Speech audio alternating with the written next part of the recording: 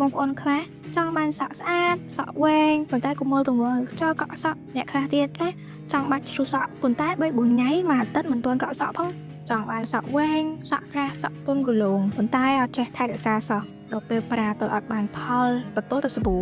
បើសិនជាបងអូនប្រើតាមការណែនាំខ្ញុំណាធានាថាឃើញផលលឿនល្អជាពិសេសគឺបញ្ហាឈូសសក់កក់សក់មួយថ្ងៃក៏បានម្ដងថ្ងៃក៏បានដែរយើងធានាថាអត់មានផលប៉ះពាល់សក់អីហើយយើងសក់ដោះច្រើនជាងនោះទៀតកាន់តែកក់កាន់តែដោះហើយសក់យើងកាន់តែស្អាតជាមួយនឹងឈុតសាប៊ូ Net Story Again Oil ជាឯកទេសខាងបំបត្តិសក់ជ្រុះជួយឲ្យសក់ដវែងលឿនទៀត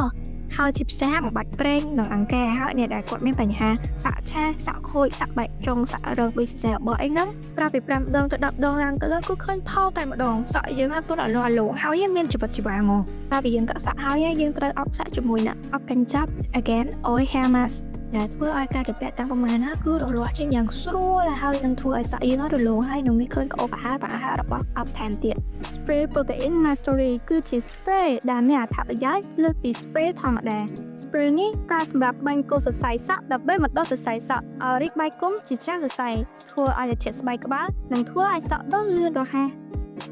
ហើយយើងក៏មិនអាចចោលបានដែរសេរ៉ូមរៀបសក់ Again Oil បើនិយាយពីសេរ៉ូមនេះវិញគឺប្រើបានយូរមែនតើនិងមានក្លិនឈ្ងុយថែមទៀតមិនតែប៉ុណ្ណោះទេយើងអាចយកសេរ៉ូមហ្នឹងមកលាបលើមុខយើងក៏បាន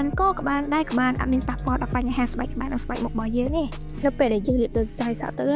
មានក្លិនឈ្ងុយដូចគេបែកទៅអត់អញ្ចឹងហើយនិយាយពីថាលាបហើយសក់យើងឡើងឲ្យលាស់អញ្ចឹងហ្មងនឹងការពីសរសៃសក់យើងថែមទៀតនៅពេលដែលយើងគៀបយើងមូលសក់ឬក៏ធ្វើសក់អីអញ្ចឹងអត់ឲ្យខូចសក់យើងទេមិនធ្វើឲ្យឆេះសក់យើងហើយមិនធ្វើឲ្យបែកចុងទៀតនេះគឺជាលទ្ធផលនៃការប្រើប្រាស់ Net Story បានមួយរយៈមកខ្ញុំឃើញសក់ខ្ញុំថ្លៃខ្លាំងមែនតើមានភាពរលោងហើយទន់ទៀតហើយមិនតែប៉ុណ្ណោះទេសក់ខ្ញុំក៏បាក់ស្កើអត់ច្រើនដែរបើសិនបងប្អូនមានចំណាប់អារម្មណ៍អាចតាក់ទងមក Click នេះបាន